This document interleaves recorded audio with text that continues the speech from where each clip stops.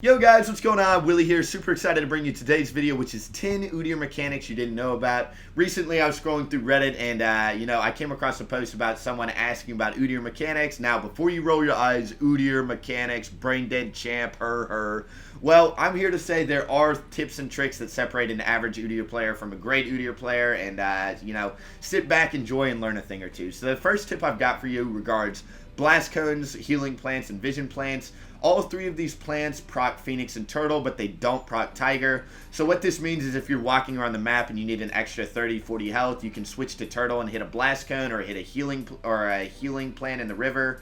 And get some health back. Alternatively, this is a very niche scenario, but I've had this happen. Say somebody's running away from you and they're on the other side of the blast cone, and you're not going to be able to get to them in time, but you'll be able to get to the blast cone in time. What you can do is you can switch to Phoenix, and spray them with the AoE and actually kill them, and it can make the difference between them getting away and you getting the kill. So there are very niche scenarios where this matters, but hey, that's probably an Udyr mechanic y'all didn't know about. The next little tip I've got for you regards the item Gwinsu's Rageblade. At max Rageblade stacks, Udyr only needs 2 auto attacks to proc his abilities rather than 3. So this means, if you're in Tiger stance, it only takes 2 auto attacks to get Tiger dots off. Same with Phoenix, it only takes 2 auto attacks to get Phoenix procs off, and it even applies to Turtle. It only takes 2 auto attacks to get the healing off. The next tip, once again, is a itemization little tip and trick. So regarding the item Black Cleaver, it only takes 1 Bear Slap and 1 Tiger Dot to stack all of the armor shred.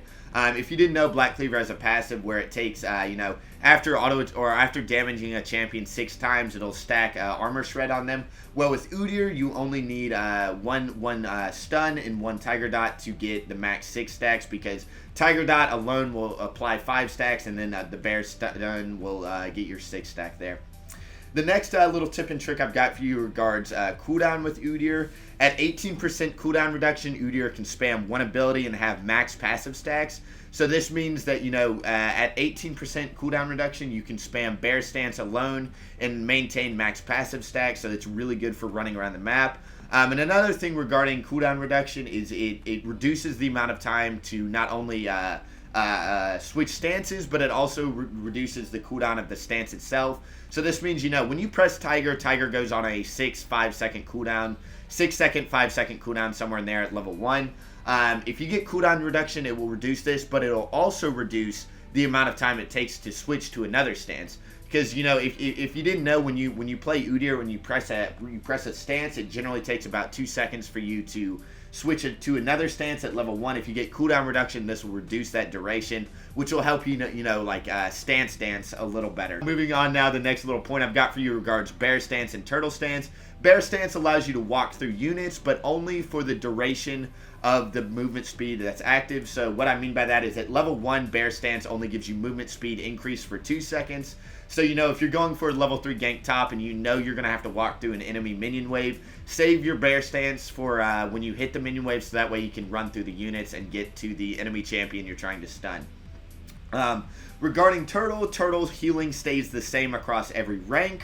But the shield increases. Next little point I've got for you regards Udyr's Bear Stance. Udyr's Bear Stance has a 50 unit dash attached to it. This means you can clip people over very, very thin walls, and you can even surprise people with flash stuns. There are only a few walls in the game that allow you to stun people over, but hey, it may make a difference someday, so it's just something to keep in mind.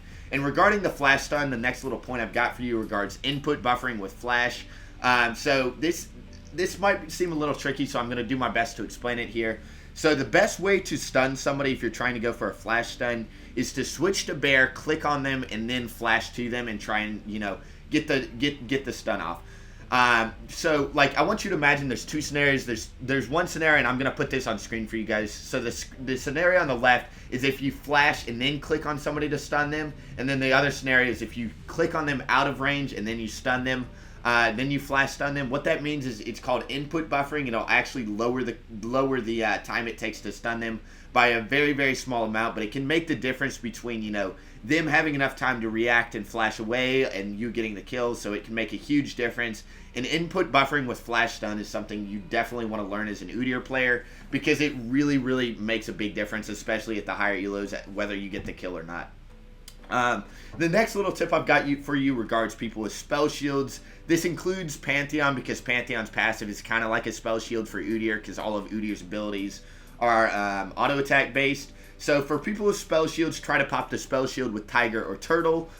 This means, if you pop a spell shield with Tiger or Turtle, it will actually pop it'll pop the spell shield, because Udyr's abilities count as spells.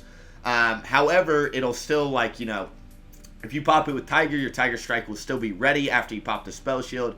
And with Turtle, the Turtle Strike will still be ready. The worst possible thing you can do against someone with the spell shield is try and pop it with a Bear Stun, because the Bear Stun will also go on cooldown and the Bear Stun won't go through. So just definitely, like I said, it's hard to explain, but if you're trying to pop a spell shield, switch to Tiger or Turtle. The next little point I've got for you guys is that full build, Udyr can solo towers without any minions. Now, generally speaking, at full build, what I mean is try Sterak's, another damage item of your choice. I prefer Rage Blade. You could go Death Stance. You could go, I don't know, like Black Cleaver. You could go whatever you want to do. But at full build, Udyr can solo towers without any minions. And this also applies to like Baron and Elder Dragon. You don't need anybody else to help you. You can solo those objectives as well. Now, the last little tip I've got for you guys, I know a lot of you experienced Udyr players already know this, but for anybody just picking up Udyr, there's a thing called a double dot. And what that means is if you auto attack somebody with a Tiger Strike and then immediately refresh your Tiger Strike, you can actually do burst damage to people and, surprise people with a lot of damage. This also applies to Phoenix and Turtle. If you've got a Turtle Strike or a Phoenix Strike ready, you auto attack something and then immediately refresh the ability and do it again. You can get 2 procs in a row, which will in turn, allow you to essentially double the DPS you'll do to a target and surprise them with burst damage.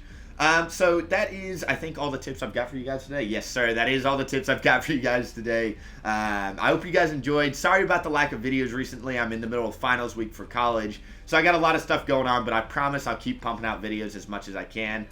So if you learned anything new, please like, comment, and subscribe, and I'll catch you guys in the next one. Have a good one, boys.